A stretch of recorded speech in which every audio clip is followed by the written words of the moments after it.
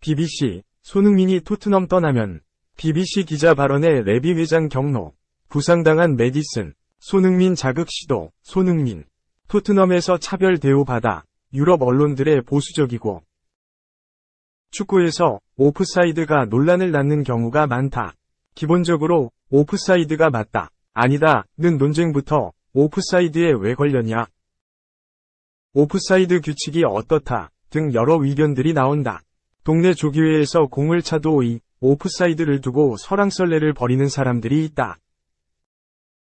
어쨌든 최근 VAR, 비디오 보조 심판이 도입된 이후 초정밀 판정이 가능해져 오프사이드는 더 단골 손님으로 등장하는 듯하다.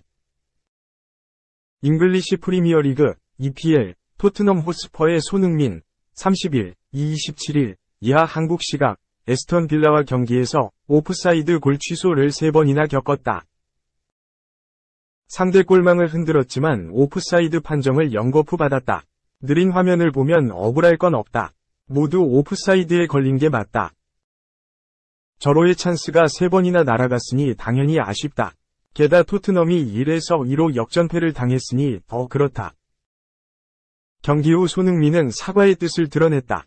아쉬운 역전패에 대한 책임을 통감하며 고개를 숙였다.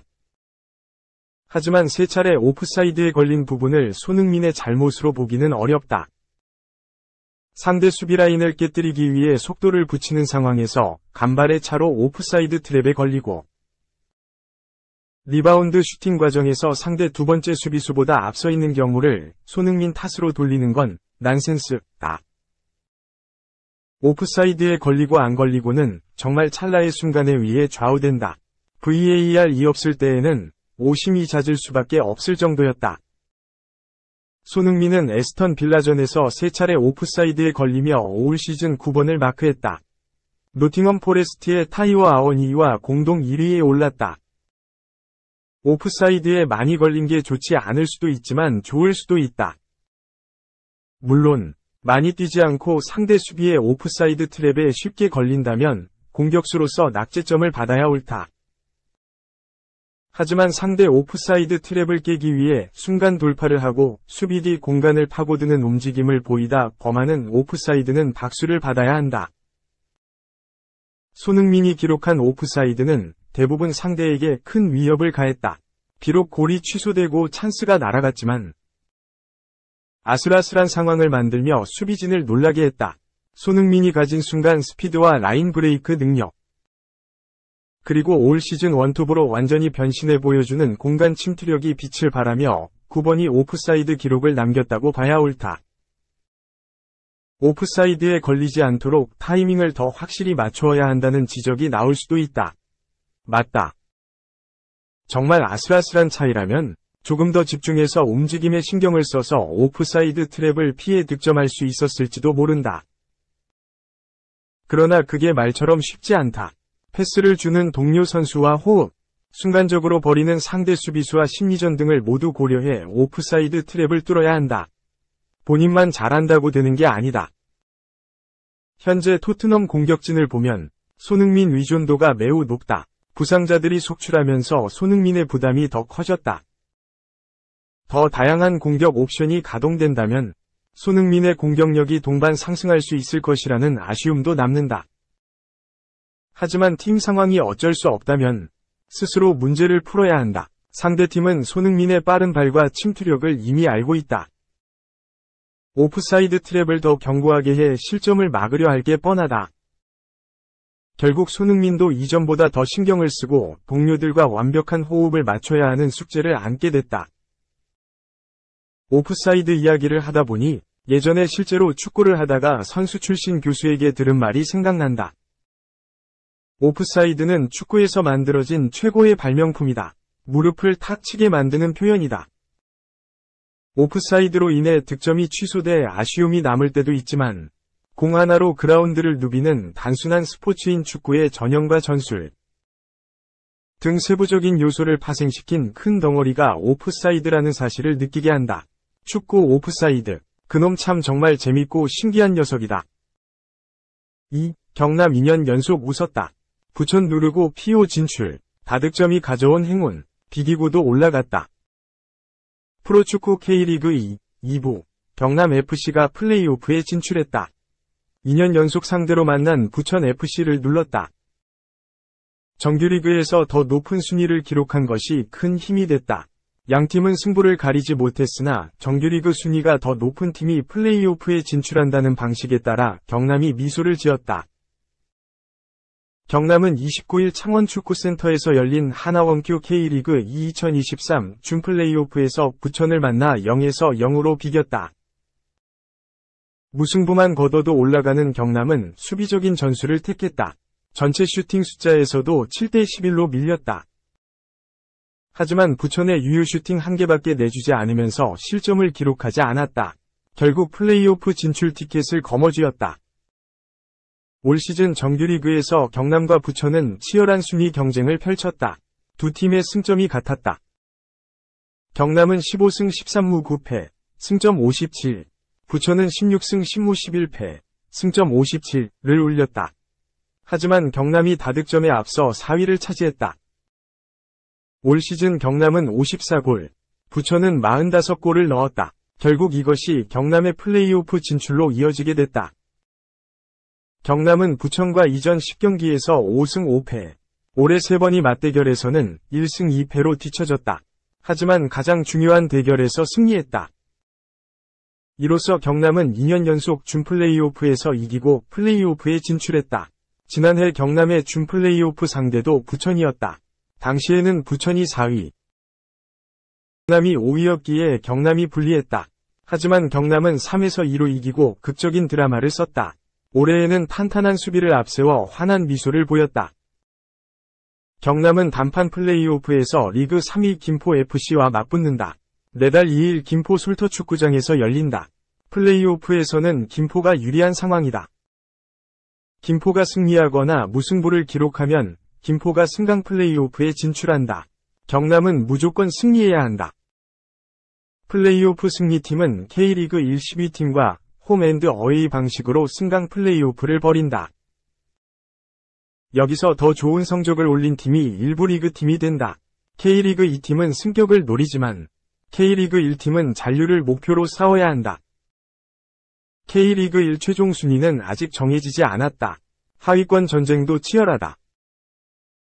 K리그 1은 37라운드까지 치렀는데 강원FC가 6승 15무 16패, 승점 33로 리그 10위를 기록 중이다. 11위는 수원FC, 8승 8무 21패 승점 32. 12위는 수원삼성, 8승 8무 21패 승점 32이다. 두 팀의 승점은 동률이지만 다득점 차로 순위가 갈렸다. 3팀은 단 1경기만 남겨두었다. 초반부터 양팀은 팽팽한 경기를 펼쳤다. 전반 12분 경남 미드필더 송흥민이 먼 거리에서 기습적인 프리킥 슈팅을 날렸다.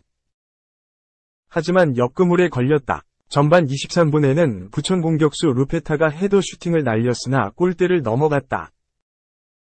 전반 27분 경남 외국인 공격수 글레이손도 헤더 슈팅을 시도했지만 힘이 없었다.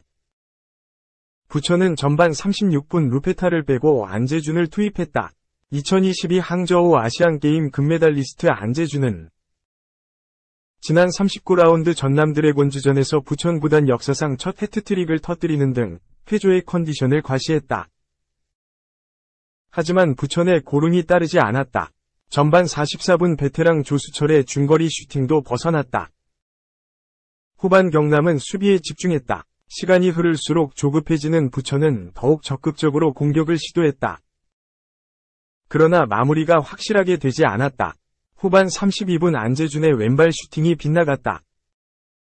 후반 35분 정희용의 슈팅도 상대 수비에게 막혔다. 후반 42분 닐손 주니어의 날카로운 프리킥 슈팅은 경남 골키퍼 고동민이 막아냈다. 후반 추가 시간은 5분이었다. 짧은 시간 속에서도 부천은 계속해서 공격을 이어갔다. 후반 추가 시간 부천은 소나기 슈팅을 날렸다. 하지만 그때마다 경남 수비진은 몸을 던져 상대 슈팅을 막아냈다. 고동민 골키퍼도 끝까지 집중력을 유지했다. 결국 부천은 골을 넣지 못했다. 상대 공세를 끝까지 막아낸 경남이 플레이오프 진출 주인공이 됐다. 3.35 경기 40골, UCL 기록도 갈아치운 괴물. 노르웨이산 골 폭격기 엘링 홀란, 23 맨체스터 시티는 지난해 잉글랜드 프로축구 프리미어리그, EPL에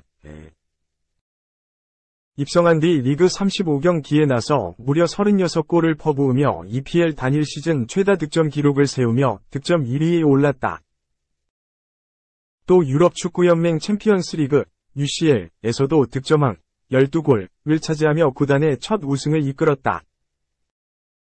맨체스터 시티의 첫 유럽 트래블, 3관왕에 앞장선 홀란은 한 해 최고 골잡이에게 주는 게르트 뮬러 상을 받기도 했다. 홀란이 최단기간 UCL 40골을 달성하며 2023-2024 시즌에도 득점 행진을 이어갔다.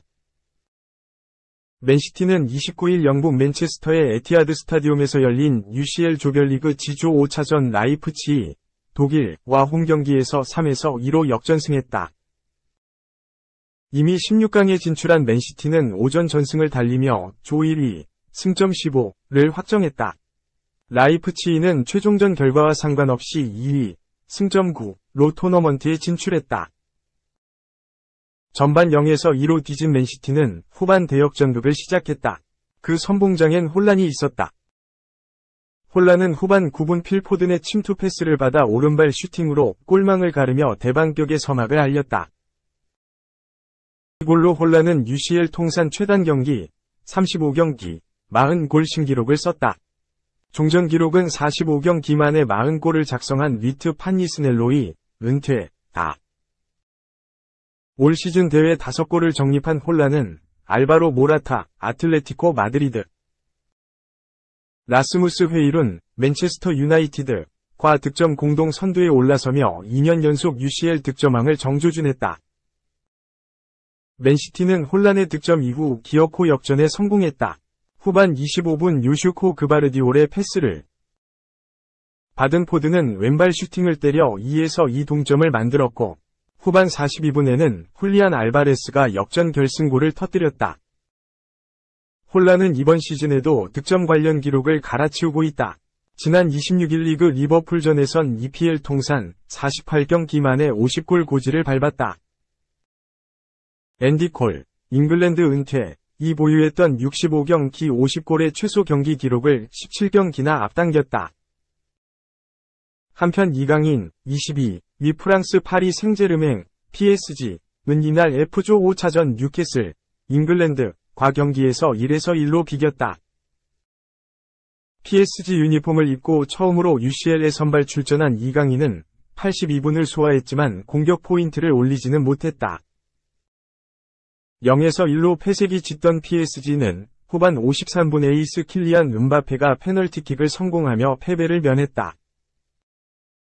승점 7을 쌓은 PSG는 조 3위 뉴캐슬과 승점 2차로 2위를 지켰으나 16강행은 아직 확정짓지 못했다.